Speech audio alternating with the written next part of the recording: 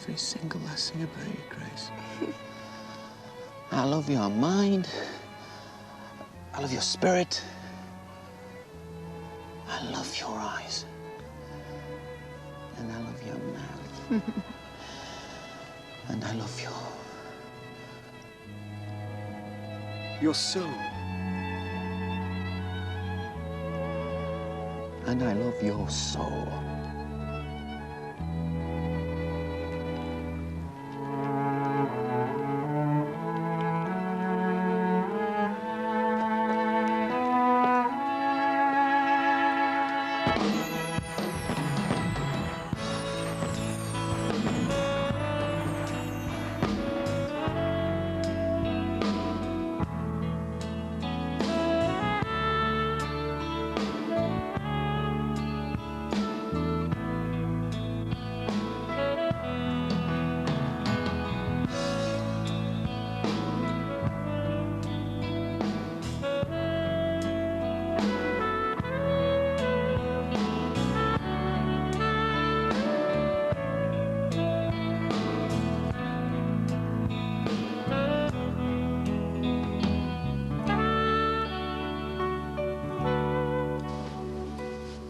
So, the eventual conclusion is less important than the process of getting there.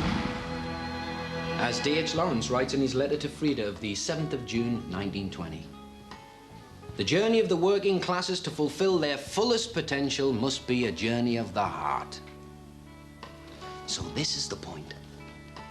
In Shakespeare, as much as D.H. Lawrence, the most ordinary lives are extraordinary. Not because of what we are given, but because of what we make of ourselves.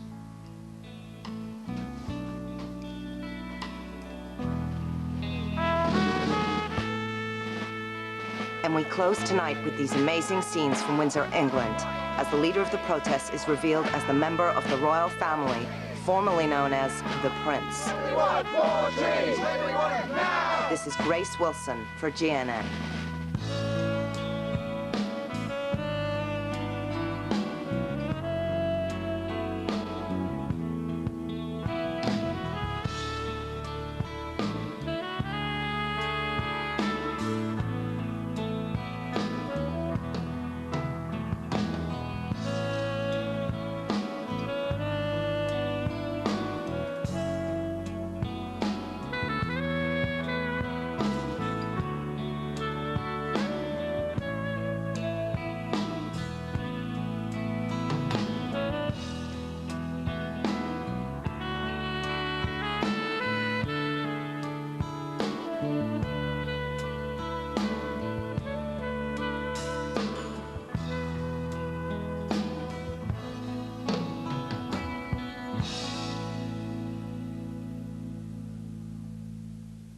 I'm going to go and have a cup of tea in the dressing room. Okay, see you. See you later. I want you to do me a small favour. Oh, just ask, it's yours. I want you to fix the lottery for me. What? It's killing me, I've got no life. How can you say such a thing, Lily? Show business is your life. A girl's got to do what a girl's got to do. I suggest you get out there and pick my mother's balls. Lily Gets Lucky, tomorrow at 10 on BBC One. Sorted.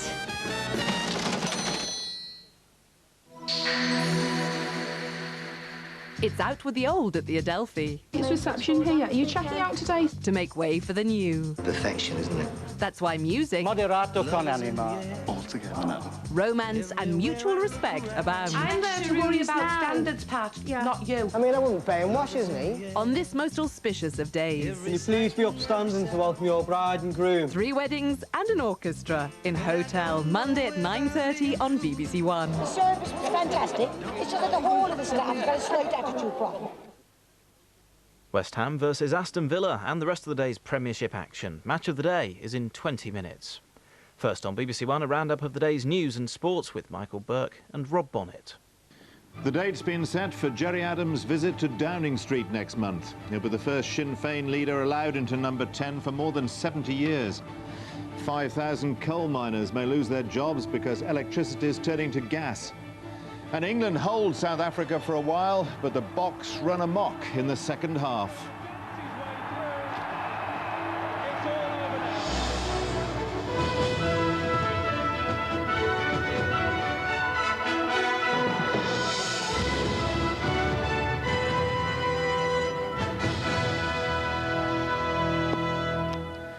Good evening. The Sinn Féin President, Gerry Adams, has been invited for talks with the Prime Minister in Downing Street on December the 11th.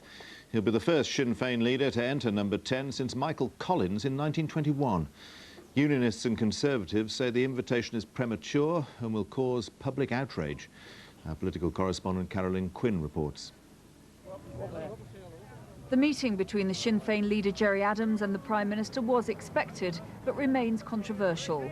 The two have already met once, behind closed doors at Stormont, the venue for the multi-party talks outside Belfast. The Prime Minister was jostled in the street by Protestants angry at the move.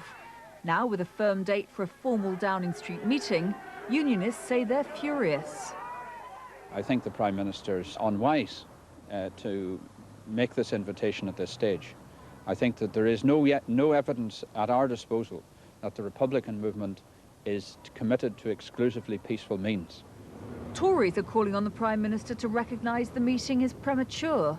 I would call upon him tonight to rethink the invitation. I think he has made a mistake, and I hope that he'll be big enough to change his mind. The government deny they've stepped too early. The Prime Minister, who will be accompanied at the meeting by the Northern Ireland Secretary Mo Mowlam, wants to capitalise on the talks process at Stormont, which he believes shows the benefits of dialogue replacing violence. What it indicates is a desire by the Prime Minister to drive the talks process forward, to show his determination to do everything which is within his power to bring peace in Northern Ireland for the people of Northern Ireland. The meeting on December the 11th will have particular symbolism. It was in 1921 that David Lloyd George was the last British Prime Minister to shake hands with an Irish Republican leader, Michael Collins, in Downing Street. Sinn Féin today say they welcome the invitation, but insist they have a number of issues of their own to raise. Despite the historic nature of the moment, there'll be no public handshakes here at number 10 on December the 11th. The meeting will take place behind closed doors. The Prime Minister's determined that Gerry Adams should be treated like all other leaders involved in the talks process. But Sinn Féin will be expected to show a commitment to exclusively peaceful means. Carolyn Quinn, BBC News at Downing Street. Thousands of jobs are at risk in the coal mining industry because of a drop in demand from the electricity companies. Cheap imported coal, coupled with the switch to gas-powered generators, could force Britain's biggest coal producer, RJB Mining, to close at least 5 pits, with the loss of about 5,000 jobs. RJB Mining took over most of the coal industry when British Coal was privatised in 1994. With the industry came large orders from the electricity generators for coal, but those end next year. That will leave RJB with an overcapacity of 11 million tonnes. That's the output of 5 to 8 pits and of 5,000 miners.